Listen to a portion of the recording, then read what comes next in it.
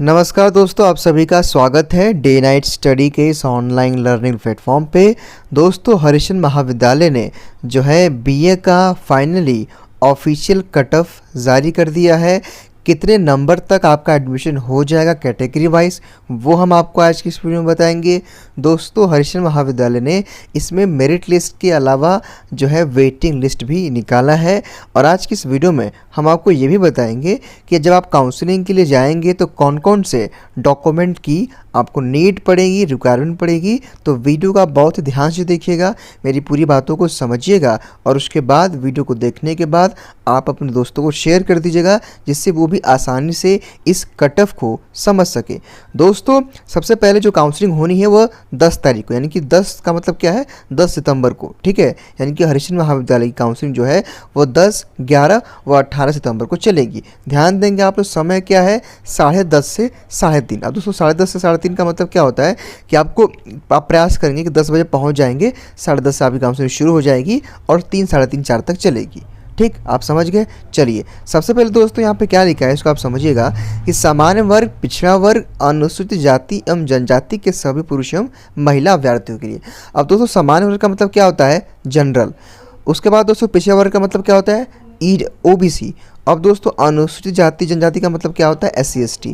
तो अगर आप जनरल, ओबीसी, SC ST के कैंडिडेट हैं, अगर आपका 43 प्लस मार्क्स आ रहा है, 43 प्लस मार्क्स, तब आपको 10 तारीख को, 10 सितंबर को हरिशन महाविद्यालय में बीए की काउंसलिंग के लिए जाना है। समझ गया आप।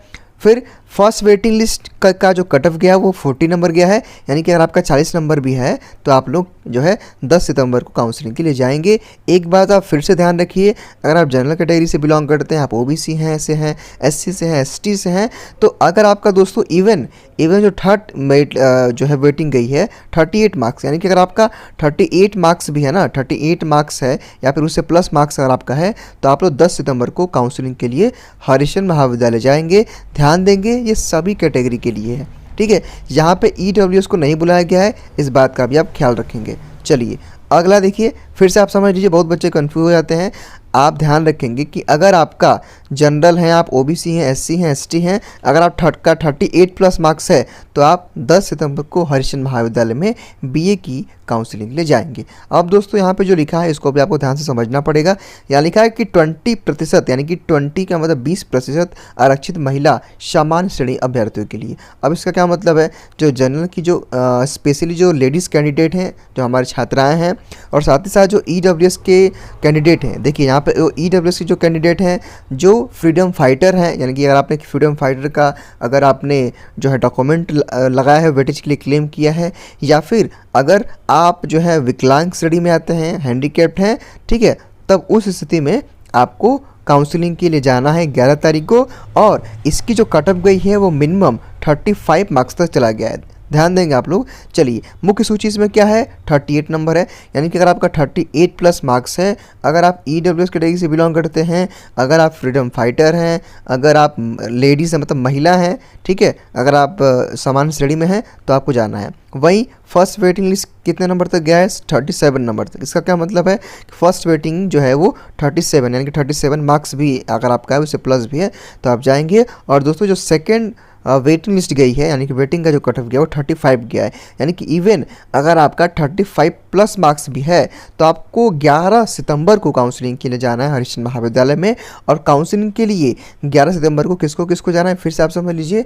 अगर आप जनरल कैटेगरी से लेडीज़ हैं, महिला हैं, अगर आप EWS, अगर आपने कोई छात्र है जो EWS का है वो जाएगा, और जो लोग फ्रीडम फाइटर के हैं, जो लोग हैंडीकैप्ड के हैं। समझ गए आप लोग मेरी बात। अगर आपका 35 प्लस मार्क्स है तो आप जो है अपनी काउंसलिंग के लिए हरिशन महाविद्यालय में 11 सितंबर को जाएंगे, ठीक है। चलिए, उसके साथ ही साथ दोस्तों एक चीज़ और हरिशन महाविद्यालय ने बता दिया है कि अनारक्षित वर्ग के आर्थिक रूप से कमज़ोर EWS के जो जितने भी अभ्यर्थी हैं, आप सभी को जाना है। मतलब क्या है इसका मतलब कि अगर आपने EWS कोटा से अप्लाई किया था, अगर आपका मार्क्स कम भी है ना, आप जाएंगे वहाँ पे और वही क्रम में ऑर्डर में एडमिशन होगा, जहाँ तक सीट रहेगी वहाँ तक एडमिशन हो जाएगा। तो आप सभी लोग जा सकते हैं, यानी कि जिनका नंबर 30 के आसपास भी होगा, जो है 25 के आसपास भी होगा, वो भी लोग जा सकते हैं। अब यहाँ पे सभी श्रेणी का मतलब क्या है, अगर आप जनरल हैं, OBC हैं, SC हैं, ST हैं, अगर आप फ्रीडम फाइट मतलब कैटेगरी कोई भी आपका है, अगर आपने फ्रीडम फाइटर का यानी कि स्वतंत्रता सेनानी संग्राम का सर्टिफिकेट क्लेम किया है या फिर आप दिव्यांग आश्रित हैं, तब आप सभी को जाना है, चाहे आपका मार्क्स कितना भी हो। फिर से आप इसको समझिए, ये काफ़ी कॉम्प्लिकेटेड है। देखिए यहाँ पे मेरे कहने का मतलब यहाँ पे क्या है कि इसका मतलब ये नहीं है कि आप किसी भी कैटेगरी से बिलोंग करते हो तो आप इस दिन जाएंगे। इसका यहाँ पे एक मतलब है कि आपकी कैटेगरी चाहे जो भी हो, बस अगर आपने वेटेज क्लेम किया है। वेटेज का मतलब क्या है? अगर आपने स्वतंत्रता सेनानी संग्राम मतलब कि फ्रीडम फाइटर का या फिर आपने हैंडीकैप्ड का, अगर इस प्रकार कोई आपने वेटेज क्लेम किया है, देन आपको 11 सितंबर को हरिश्चंद्र महाविद्यालय में काउंसलिंग के लिए जाना है। फिर से आप ध्यान देंगे, सबको नहीं जाना है, जाना किसको है? जो लोग अलग कैटेगरी के लिए वेटेज क्लेम किए हैं। ठीक है, इसका ये मतलब नहीं कि आप किसी भी कैटेगरी के तो चले जाएंगे। यहाँ बताया ये गया है क्योंकि बहुत सारे हम देखे थे जब हम गए थे पहले दिन जो काउंसलिंग थी 2 सितंबर को हरिश्चंद्र महाविद्यालय में, उसमें ऐसे छात्र थे जिनको जाना 3 को था, वो 2 को चले गए थे। इसलिए मैं आपको समझा रहा हूँ कि आप इसको समझिए।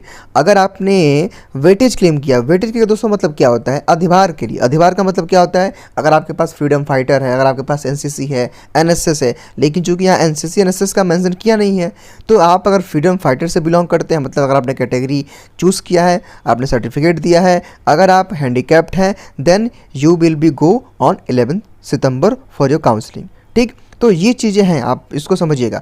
अब यहाँ पे हरिश्चंद्र महाविद्यालय ने एक चीज़ और मेंशन कर दिया है कि काउंसलिंग हेतु आमंत्रण मात्र ही अभ्यर्थी के प्रवेश की गारंटी नहीं है। काउंसलिंग काल सूचांक के आरोही क्रम में सीट की उपलब्धता तक ही किया जाएगा। अब एक चीज़ इन्होंने और स्पष्ट कर दिया है कि ये श्योरिटी नहीं है कि आप जा ही रहे हैं तो आपकी काउंसलिंग हो जाएगी। अगर सीट बचती है तो आपकी काउंसलिंग होगी, अगर सीटें नहीं रहेंगी तो काउंसलिंग रोक दी जाएगी, आपको वापस घर आना पड़ेगा। ठीक है, मतलब काउंसलिंग के लिए अगर आपको आमंत्रण जा रहा है, अगर मान लीजिए कि 38 मार्क्स तक काउंसलिंग के लिए सबको बुलाया गया है, ठीक, पता चला कि 40 मार्क्स तक आते आते सभी छात्रों ने अब जो है सीट ले ली, सीट फुल हो गई, तब 39 और 38 वाले छात्रों का काउंसलिंग नहीं होगा।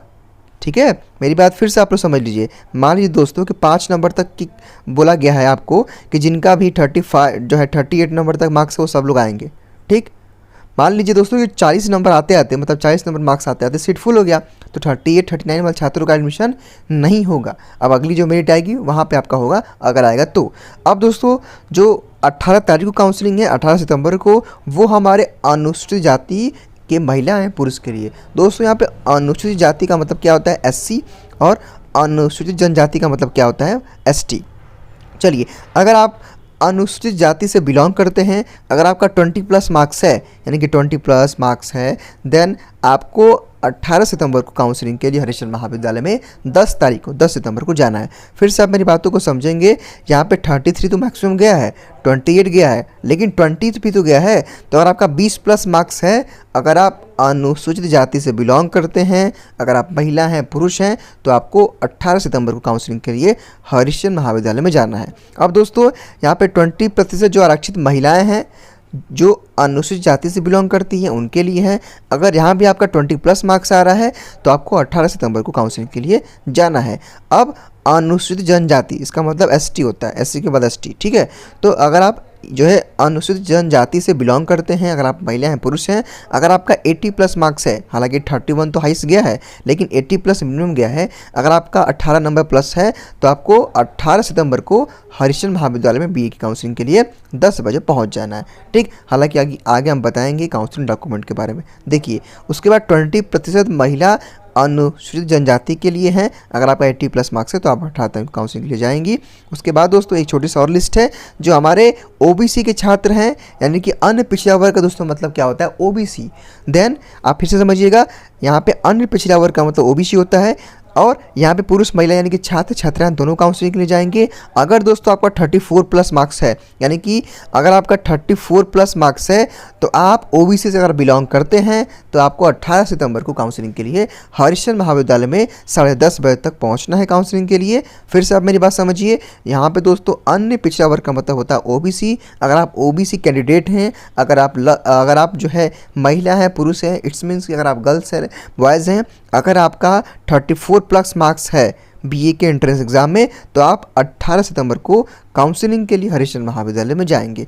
उसके साथ ही साथ दोस्तों यहाँ पे 20% जो है, यानी कि यहाँ पे 20% 20% महिलाओं के लिए आरक्षण है जो हमारे ओबीसी की हैं। अगर आपका 33 प्लस मार्क्स भी है ना, यानी कि 33 प्लस मार्क्स भी है, तो आप लोग 18 सितंबर को जो है काउंसलिंग के लिए जाएंगे। ध्यान देंगी, ये केवल महिलाओं के लिए, महिलाओं का मतलब क्या होता है, लेडीज़ के लिए, लेडीज़ कोटा है। चूँकि हरिश्चंद्र महाविद्यालय में हर कोर्स में लेडीज़ कोटा की फैसिलिटी है, 20% महिलाएं रहती हैं, छात्राएं रहती हैं। तो अगर आपका 33 प्लस मार्क्स भी आ रहा है बीए के एंट्रेंस एग्जाम में, अगर आप महिला हैं, अगर आप ओबीसी हैं, तो आप 18 सितंबर को हरिश्चंद्र महाविद्यालय में जाएंगी। चलिए, अब दोस्तों हरिश्चंद्र महाविद्यालय ने बताया है क्या क्या आपको डॉक्यूमेंट की आवश्यकता पड़ेगी। यहाँ पर लिखा है कि बीए भाग 1 के परीक्षार्थियों को सूचित किया जाता है कि प्रवेश कार्य दिनांक 10 सितंबर, 11 सितंबर व 18 सितंबर 2022 को होना है। वरीयता सूची एवं विस्तृत कार्यक्रम महाविद्यालय की वेबसाइट पे शीघ्र ही जारी किया जाएगा, जो कि लोग जारी कर दिए हैं। अब दोस्तों आपको क्या क्या डॉक्यूमेंट में लेके जाना है, इसको आप समझिएगा। एक जानकारी मैं आपको और दे देना चाहता हूँ कि जितने भी मैं आपको डॉक्यूमेंट बताऊँगा उन सब की एक फ़ोटोकॉपी और एक मेन कॉपी, यानी कि 2 कॉपी आपके पास होना चाहिए। ठीक है, यानी कि जितने भी मैं ये डॉक्यूमेंट बताऊंगा ना, उसका एक फ़ोटो कॉपी रखिएगा, मतलब जेरॉक्स कॉपी जिसको बोलते हैं, और एक उसकी ओरिजिनल कॉपी जो चेक होगी। चलिए, यहाँ पे आपको अपना प्रवेश पत्र, एडमिट की एडमिट कार्ड लेके जाना है। फिर यहाँ पे लिखा है कि आवेदन फॉर्म की डाउनलोड प्रति की 2 प्रिंट, यानी कि जब आप एप्लीकेशन फॉर्म भरे थे उसका जो प्रिंट आउट या फिर जो पीडीएफ था उसको आपको लेके जाना है। इसके बाद अंडरटेकिंग एंटी रैगिंग का फॉर्म, चूँकि ऑलरेडी हमने एक वीडियो में बता दिया है किस प्रकार आपको अंडरटेकिंग का एंटी रैगिंग का फॉर्म भरना है और कहाँ से डाउनलोड करना है। ठीक है, तो उसके लिए ऑलरेडी हमारे चैनल पर वीडियो है, जाकर कर देख लीजिएगा और फॉर्म को अच्छे तरीके से फिल कर लीजिएगा। ठीक, उस वीडियो में दोस्तों हमने बता दिया है कि कहाँ से फॉर्म डाउनलोड होगा और कैसे इस फॉर्म को आप भरेंगे। अब दोस्तों, अब हाई स्कूल या समकक्ष का मतलब होता है कुछ नहीं, आपको ज़्यादा कंफ्यूज होने की ज़रूरत नहीं है। आपको यहाँ पे हाई स्कूल और इंटरमीडिएट की मार्कशीट लेके जानी है। ठीक है, अच्छा एक बात और है, हो सकता है किसी छात्र के पास 12th की मार्कशीट नहीं होगी, तो उस केस में क्या करेंगे कि डिजी लॉकर वाला आप मार्कशीट निकलवा लेंगे और उसको लेकर के चले जाएंगे। ठीक है, उसके बाद करेक्टर सर्टिफिकेट यानी कि चरित्र प्रमाण पत्र आप लेके जाएंगे। उसके बाद यहाँ पे अगर आप अनुसूचित जाति जनजाति से बिलोंग करते हैं तो आपका 2019 का जो है बना होना चाहिए आपका ओबीसी जो है सर्टिफिकेट। इसका क्या मतलब है कि 2019 का, अगर 2019 के पहले का बना है तो मान्य नहीं होगा। अगर 2019 में बना है, 2020 में बना है, 2021 में बना है, तब आपका ये सर्टिफिकेट मान्य होगा। ध्यान दीजिएगा। चलिए, ठीक, इसकी ओरिजिनल कॉपी और फोटोकॉपी आपको लेके जानी है, ज़्यादा इसमें कंफ्यूज होने की ज़रूरत नहीं है। अब हमारे जो ईडब्ल्यूएस के जो कैंडिडेट हैं, अगर आप ईडब्ल्यूएस कैटेगरी से बिलोंग करते हैं दोस्तों, आप ध्यान देंगे कि ईडब्ल्यूएस का जो आपका सर्टिफिकेट है वो 1 साल के अंदर का बना होना चाहिए, तभी वो मान्य होगा। इसके साथ ही साथ दोस्तों यहाँ पे ये भी लिखा है कि जिन भी वेटेज जो है, जो अभ्यर्थी थे जिन्होंने स्वतंत्रता सेनानी संग्राम के लिए अप्लाई किया था, मतलब उसके साथ ही जो हैंडीकैप्ड है, वो क्या करेंगे कि अपना वो लोग जो है उनका जो भी वेटेज का सर्टिफिकेट है वो लेके जाएंगे, साथ ही साथ ओरिजिनल और फोटो कॉपी दोनों लेके जाएंगे। ये इम्पॉर्टेंट है। अब दोस्तों यहाँ पे जो भी है, और इसमें ज़्यादा कुछ समझने की ज़रूरत नहीं है, जो हमारे दिव्यांग हैं, विकलांग हैं, उनके लिए ये है कि वो 40% का जो उनका बना होगा सर्टिफिकेट वो लेके जाएंगे, बस यही बताया गया है। तो दोस्तों मेरे कहने का मतलब ये है कि कास्ट सर्टिफिकेट आपका, अगर जो भी हमारे जो है छात्र होंगे जो ओबीसी के हैं, SC/ST के हैं, ईडब्ल्यूएस का छोड़ देते हैं हम लोग, तो उनका 2019 के बाद का बना करेगा, तभी अप्लाई हो, तभी उसका मान्य होगा। अब अगर आपका शैक्षिक अंतराल है, अगर आपका ड्रॉप ईयर है, तो आपको एफिडेविट कार्ड बनवाना पड़ेगा, मतलब सर्टिफिकेट होता है वो आप बनवा लेंगे। उसके बाद 2 आपको नवीन यानी कि लेटेस्ट फ़ोटो लेके जाना है, और आपका प्रवेश के बाद आपका जो फीस दोस्तों वो आपको ऑनलाइन पे करना है। और ऑनलाइन फ़ीस आपको कैसे पे करना है, ऑलरेडी चैनल पे वो वीडियो अपलोड है, वीडियो को देख लीजिएगा। तो होपफुली दोस्तों कि आप चीज़ों को समझ पाए होंगे। बहुत ही आसान भाषा में मैंने एक एक चीज़ों को समझाया है। ठीक है, थैंक यू।